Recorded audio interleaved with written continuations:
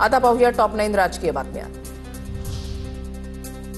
नागपुरात छगन भुजबळांच्या नेतृत्वात उद्या ओबीसी संघटनांचा मेळावा। महात्मा फुले सभागृहामध्ये मेळाव्याची तयारी सुरू। राष्ट्रीय ओबीसी महासंघाचे बबनराव तायवाडे मेळाव्याला उपस्थित राहणार का, याकडे लक्ष। 30 सप्टेंबरपर्यंत धनंजय मुंडे सातपुडा बंगला सोडण्याची शक्यता। मुंडेंकडून 30 सप्टेंबरपर्यंत बंगला खाली करण्याचं भुजबळांच्या कार्यालयाला आश्वासन, सूत्रांची माहिती। शिवभोजन थाळी योजनेमधील कंत्राटदारांचे 200 कोटी रुपये शासनानं थकवले। 70 कोटींपैकी फक्त 20 कोटी अर्थ खात्यानं दिल्याची सूत्रांची माहिती। राज्यामधील अतिवृष्टीमुळे अतोनात नुकसान। मुख्यमंत्री उपमुख्यमंत्र्यांना भेटणार। शेतकऱ्यांना तातडीनं मदत देण्याची मागणी करणार, शरद पवारांची माहिती।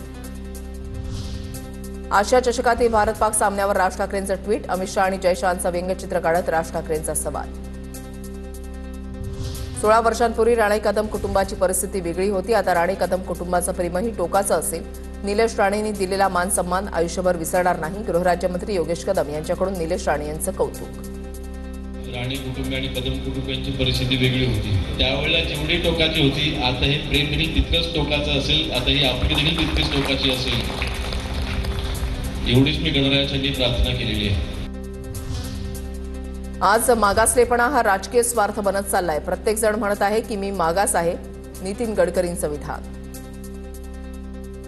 छुआछूत, जातीयता, जातीय के संगठन, backwardness becoming a political interest. हर आदमी कहता मैं बैकवर्ड हूं, मैं बैकवर्ड। कोई बोलता ही नहीं कि मैं आगे हूं। प्रहारचे माजी आमदार राजकुमार पटेल यांचा मुलगा रोहित पटेल यांच्यासह काँग्रेसमध्ये प्रवेश। बच्चू कडूंना मोठा धक्का। राजकुमार पटेल यांचं 5व्यांदा पक्षांतर।